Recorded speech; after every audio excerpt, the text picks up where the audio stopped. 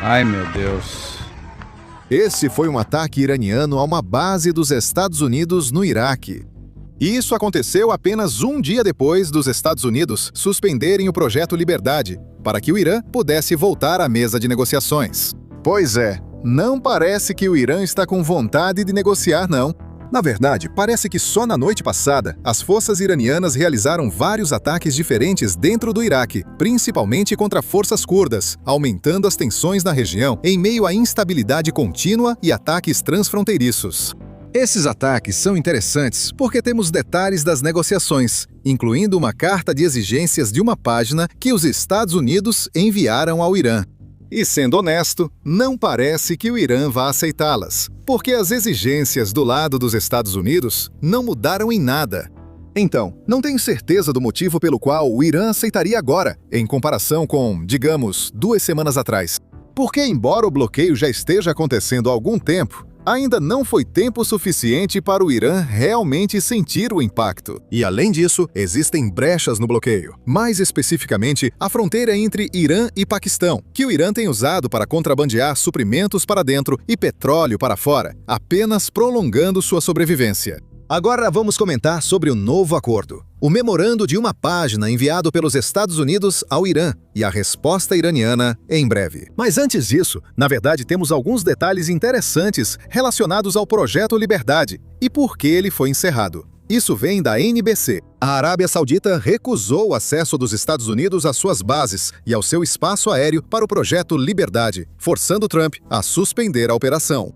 O relatório afirma que Trump surpreendeu aliados do Golfo ao anunciar o Projeto Liberdade nas redes sociais no domingo à tarde, sem coordenação com países da região. A Arábia Saudita ficou furiosa e avisou os Estados Unidos que não permitiria voos militares americanos a partir da base aérea Príncipe Sultão, a sudeste de Riad, nem o uso do espaço aéreo saudita para apoiar a operação. Agora, para ser sincero, isso não é uma surpresa. Mesmo com o início da Operação Fúria Épica, os países do Golfo negaram permissão aos Estados Unidos para usar seu espaço aéreo. Então, eles utilizaram bases em seus próprios territórios. Alguns países depois mudaram essa decisão, porque o Irã começou a atacá-los, mesmo sendo um terceiro neutro nessa guerra. É exatamente por isso que temos chamado os ataques iranianos basicamente de uma campanha terrorista. Eles queriam que a região pegasse fogo, porque o regime iraniano percebeu que essa era a única maneira de sobreviver. Não é difícil supor que, com o cessar-fogo e a interrupção da Operação Fúria Épica, os países que permitiram aos Estados Unidos usar seu espaço aéreo como retaliação aos ataques iranianos também suspenderam essa permissão. Então, o governo provavelmente deveria ter coordenado com os aliados do Golfo se quisesse que o Projeto Liberdade fosse algo sério. Mas agora sabemos que ele foi cancelado. E eu duvido que essa permissão tenha tido muito a ver com isso. Duvido que esse tenha sido o motivo pelo qual cancelamos. Acredito que há algo mais ocorrendo com o Irã e que negociações podem trazer boas notícias em breve. A Arábia Saudita não permitir aos Estados Unidos usar seu espaço aéreo não é surpresa, pois essa já era sua posição desde o início da Operação Fúria Épica. Vamos focar nas negociações em andamento e nas exigências dos Estados Unidos ao Irã. Agora, infelizmente, é aqui que as coisas vão ficar ainda mais confusas. Porque ontem tivemos 3 listas diferentes de exigências que foram divulgadas por 3 veículos de notícias diferentes. Vamos analisar cada uma e discutir qual é mais ou menos provável. A primeira é do Wall Street Journal. E essas exigências incluem uma proibição de enriquecimento por 20 anos, o Irã entregar todo o urânio enriquecido. O Irã anunciar publicamente que não busca armas nucleares. Também desmantela Fordó, Natanz e Esfahan. Esses são 3 locais iranianos de enriquecimento nuclear. Também proíbe atividades nucleares subterrâneas. E além disso, o Irã concorda com inspeções a qualquer momento e penalidades por violações. Agora, de muitas maneiras, esse é um acordo muito bom. Na verdade, esse seria um acordo muito bom. Sinto falta de alguns pontos aqui que faziam parte das exigências dos Estados Unidos no início da guerra, especialmente sobre o financiamento do Irã a redes como Hezbollah, Hamas e Houthis no Oriente Médio. Além disso, não há exigências sobre o programa de mísseis balísticos do Irã. Esses são 2 grandes lacunas, mas fora isso, este é um acordo muito bom se o Irã concordar com ele. Por isso, como este acordo é muito bom para os Estados Unidos, é muito improvável que o Irã concorde. Agora, o segundo acordo que temos é da Axios. E este parece um pouco mais provável que algo resulte disso. Por outro lado, isso mostra que não é um acordo tão vantajoso para os Estados Unidos. Agora, antes de entrarmos nesse acordo da Axios, só um lembrete rápido para todos clicarem no botão de curtir e se inscrever aí embaixo. Isso realmente ajuda muito o Business Basics quando estamos cobrindo as notícias, especialmente com o algoritmo do YouTube. E agora, vamos continuar. Segundo a Axios, a Casa Branca acredita estar perto de um acordo com o Irã sobre um memorando de entendimento de uma página para encerrar a guerra e criar uma base para negociações nucleares detalhadas. Digo que é mais provável que isso seja assinado porque, na verdade, não é um acordo real. Na verdade, era exatamente isso que o Irã pediu há cerca de uma semana ou 5 dias. O Irã queria um acordo para suspender o bloqueio, prometendo abrir o Estreito de Hormuz e negociar a questão nuclear depois. Esse novo acordo que o Axios diz que a Casa Branca apresentou ao Irã, basicamente dá ao país o que eles queriam. Sou um pouco pessimista quanto a esse acordo, mas vou te dar todos os detalhes para que vocês decidam quão bom ele é para os Estados Unidos. Agora, esse acordo exige que o Irã se comprometa com uma moratória no enriquecimento nuclear. Enquanto as negociações ocorrerem, o Irã não enriquecerá nem moverá equipamentos ou urânio nuclear que possui. E em troca disso, os Estados Unidos concordam em suspender as sanções e liberar bilhões de dólares em fundos iranianos congelados. E claro, ambos os lados também vão concordar em suspender o bloqueio e continuar o trânsito normalmente pelo Estreito de Hormuz. É importante ressaltar que, de acordo com este memorando de entendimento, tudo isso está acontecendo antes que um acordo de paz de longo prazo seja negociado.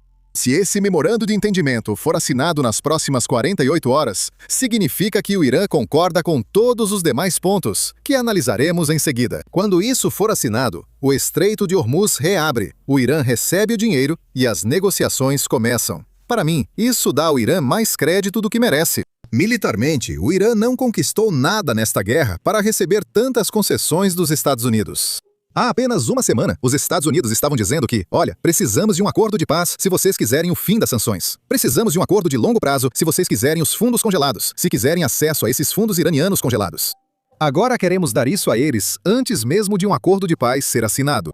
Outra parte do memorando de entendimento é que ele encerraria a guerra na região, mas iniciaria nova contagem regressiva. Então, isso iniciaria um período de 30 dias de negociações, onde um acordo detalhado precisa ser alcançado. E esse acordo precisa ser focado em limitar o programa nuclear do Irã. Eu imagino que, se um acordo não for alcançado em 30 dias, a guerra recomeça. Sendo honesto e realista, isso significa que, se o memorando de entendimento for assinado e não houver acordo, em 30 dias, o prazo deve ser estendido novamente. Como vocês sabem, já vimos tantas extensões nessa guerra, já vimos tantas extensões no cessar-fogo. Agora, a melhor parte desse memorando de entendimento, pelo menos do meu ponto de vista, é que algumas fontes disseram ao Axios que o Irã concordaria em remover seu urânio enriquecido do país se assinassem isso. O Irã já afirmou publicamente que não concorda com isso. Mesmo que a facção negociando com os Estados Unidos diga que fará isso, imagino que o ISDC provavelmente não permitirá. Mesmo assim, se o memorando for assinado e o Irã aceitar abrir mão do urânio enriquecido, ainda funcionará. Mesmo com todas as concessões dos Estados Unidos, ainda seria algo muito positivo. Se isso acontecer e o Irã abrir mão do urânio enriquecido, não seria tão ruim quanto poderia ser. Agora, além de tudo isso, o New York Post também está informando que mediadores paquistaneses, que estão apenas passando mensagens entre os Estados Unidos e o Irã, estão confirmando que existem várias versões do documento. E eu realmente não sei o que isso significa. Os próprios Estados Unidos estão enviando várias versões? Ou isso significa que há uma versão vinda do Irã e outra dos Estados Unidos? Existem várias versões e não sei qual é pública, então não tenho certeza sobre qual delas o Axios está noticiando. Se o acordo for assinado em 48 horas, esse é o prazo que, segundo o Axios, o Irã tem. Espero que saibamos os detalhes quando o acordo for assinado. Agora, o próprio presidente Trump provavelmente sabe que é improvável que haja um acordo muito em breve, porque essa é a declaração que ele acabou de divulgar ontem de manhã.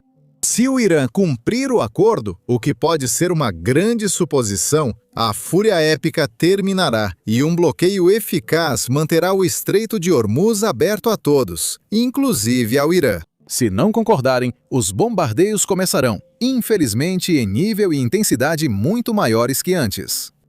Então, o próprio Trump espera que talvez essas negociações não levem a lugar nenhum. E é aqui que é importante destacar que justamente ontem, o ministro das Relações Exteriores do Irã foi à China. E havia esperança de que talvez os chineses pudessem convencer o Irã a concordar com algum tipo de acordo. E além disso, isso é algo que muita gente não está prestando atenção. Trump tem uma viagem à China marcada para o dia 15 de maio. Isso deveria ter acontecido em abril, eu acho. Mas não aconteceu por causa da Operação Fúria Épica. Foi adiado para 15 de maio. Quando foi adiada, o presidente Trump realmente esperava que toda essa operação no Irã já estivesse resolvida, que tudo já estaria terminado até esse momento. Mas, como sabemos, ainda não está. Então, talvez Trump esteja tentando fazer algum tipo de acordo, algum tipo de memorando de entendimento, que na verdade não é um acordo. É apenas um entendimento para iniciar as negociações. Ele está tentando fazer algum tipo de progresso antes de ir para o Irã. Quero dizer, antes de ele ir para a China. Porque, claro, a China é um país muito poderoso e os Estados Unidos estão em uma grande competição com a China. Para garantir que a China não domine o resto do mundo, como eles vêm tentando fazer na última década, ou talvez nas últimas 2 décadas. Do ponto de vista dos Estados Unidos, essa reunião é muito importante, pois querem focar em outros aspectos de competição com a China. Talvez seja a BAE, talvez seja o Sudeste Asiático, talvez seja o Mar da China Meridional. Pode ser um monte de coisas. E eu não acho que os Estados Unidos queiram focar tanto no Irã. E é por isso que eles querem resolver esse acordo com o Irã o máximo possível antes dessa reunião acontecer. Não tenho certeza se isso é provável, considerando como os iranianos negociam, mas acho que é o que os Estados Unidos esperam. Agora, o presidente Donald Trump também disse ao New York Post que é improvável que uma reunião de negociação aconteça em breve. Confira o relatório do New York Post. O presidente Donald Trump acabou de dizer ao New York Post por telefone que é cedo demais para começar a planejar o envio de negociadores ao Paquistão para conversas presenciais de paz. Eles ainda não estão prontos para isso, porém há sinais de que a decisão do presidente Trump nas últimas semanas de parar de enviar Steve Witkoff e Jared Kushner ao Paquistão para conversas presenciais e passar a fazer tudo por telefone tem dado resultado. Não sei se isso vai acontecer, mas se houver um caminho diplomático real e continuarmos a explorá-lo, Steve e Jared estão trabalhando muito nisso. Se houver um caminho, pode levar à reconstrução, prosperidade, estabilidade e a não ser uma ameaça para o mundo. A alternativa é isolamento maior, colapso econômico e, no fim, derrota total. O maior desafio para os funcionários da Casa Branca é que, ao negociar com uma facção que diz controlar o Irã, outra pode rejeitar o acordo e seguir lutando ou tentando criar uma arma nuclear. Uma peça separada desse quebra-cabeça: ajudar os manifestantes no Irã a resistirem às forças do regime, se necessário, com armas fornecidas pelos Estados Unidos. Você pretende armá-los em breve?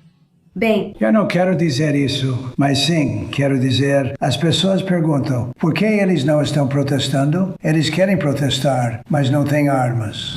Então você poderia ter 200 mil pessoas protestando e 5 ou 6 pessoas doentes com armas. E quando eles atiram bem entre os olhos. Ainda não se sabe quantos líderes do regime que ordenaram o assassinato de manifestantes inocentes antes da Epic Fury ainda estão no poder ou já morreram. Trump está claramente preocupado que isso aconteça de novo. Eles tentam evitar isso. Agora, falando sobre o colapso econômico que o secretário de Estado Marco Rubio acabou de mencionar nesse trecho, parece que a situação ficou tão ruim que autoridades iranianas estão falando publicamente sobre os problemas que a economia iraniana está enfrentando. Veja o que o presidente divulgou ontem. Sei dos aumentos de preços. Isso se deve, em parte, às mudanças nos preços das matérias-primas e à guerra injusta já conhecida. No entanto, a especulação e o acúmulo de produtos são inaceitáveis. Pedi ao Ministério da Justiça, em coordenação com o Judiciário, que tome medidas sérias contra quaisquer violações que perturbem a paz social. Agora, tem algumas coisas que eu não entendo. Primeiro, isso é um sinal muito claro de que a situação econômica dentro do Irã não está boa. Mas, em segundo lugar, o Twitter é proibido dentro do Irã. Na verdade, a internet inteira foi bloqueada no Irã há mais de 68 dias, ou seja, há mais de 2 meses e 1 semana. Então, eu não entendo por que o presidente iraniano está fazendo uma declaração que realmente parece ser destinada ao público interno do Irã no Twitter. Porque não há cidadãos iranianos no Twitter, especialmente cidadãos que precisam ouvir essa mensagem. Autoridades do regime estão no Twitter, mas acredito que levam uma vida confortável devido à corrupção do regime. Duvido que precisem se preocupar com o aumento de preços. Agora, a Al Jazeera entrou no Irã e está mostrando como a situação está ruim no país. Veja essa reportagem. Um novo outdoor no centro de Teherã transmite uma mensagem política direta.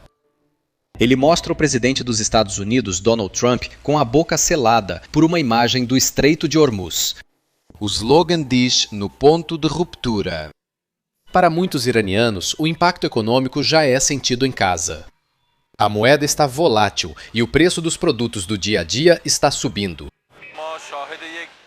Estamos vendo inflação, que nas últimas semanas gerou ansiedade nas pessoas. Estamos vendo os preços subirem todos os dias, desde os itens mais simples, como ovos, até o preço de carros, ouro e do dólar. Um cessar-fogo suspendeu ataques diretos por hora. Mas os moradores dizem que isso não significa que as coisas estão melhorando. Está pegando fogo. O cessar-fogo é como estar no limbo. Eles estão fazendo planos com base em pressões econômicas e sanções. O cessar-fogo prejudica o povo do Irã. Os lojistas temem que, mesmo que a guerra termine em breve, o dano já esteja feito. A situação econômica está terrivelmente ruim. Mesmo que a gente se recupere, pode levar de 10 a 15 anos para a economia melhorar. Alguns iranianos também duvidam que as negociações tragam uma solução rápida. Negociações com eles não vão levar a lugar nenhum. O verdadeiro problema é o dano que nós mesmos estamos sofrendo. Pequenos empresários dizem que as sanções tornaram a situação difícil ainda pior. Antes do cessar-fogo, nossa economia já era muito fraca e nossa situação piorou. Nada melhorou. Muitas pessoas aqui dizem que a pausa nos combates oferece pouca segurança. Há grande chance de a guerra recomeçar, mas espero que não. As pessoas não merecem isso. Por que Teherã desafia e o cessar-fogo é só temporário? Muitos aqui acham que a pressão econômica pode durar mais que os conflitos. Para muitos iranianos, a vida cotidiana ainda não recuperou nenhuma estabilidade real, e eles ainda estão esperando por um alívio econômico significativo. Agora, para entender por que o Irã está se comportando da maneira que está agora, precisamos voltar e analisar como o Irã chegou à situação atual. Isso não significa apenas voltar a 1979, quando ocorreu a Revolução Islâmica. Na verdade, precisamos voltar ainda mais, até a época em que a dinastia Qajar governava o Irã no século XIX, e analisar como as decisões tomadas pela classe dominante naquela época ainda afetam o Irã até hoje. Bem, adivinha só? É exatamente isso que estamos fazendo no nosso podcast, em várias partes que acabou de ser lançado hoje. Então, se você é alguém que se interessa pela história do Irã e por como chegamos até onde estamos hoje, com certeza vá conferir. Você pode assistir clicando nos links na descrição, ou pode simplesmente assistir clicando na tela final que aparece para você, basicamente, clicando no vídeo que está na sua tela.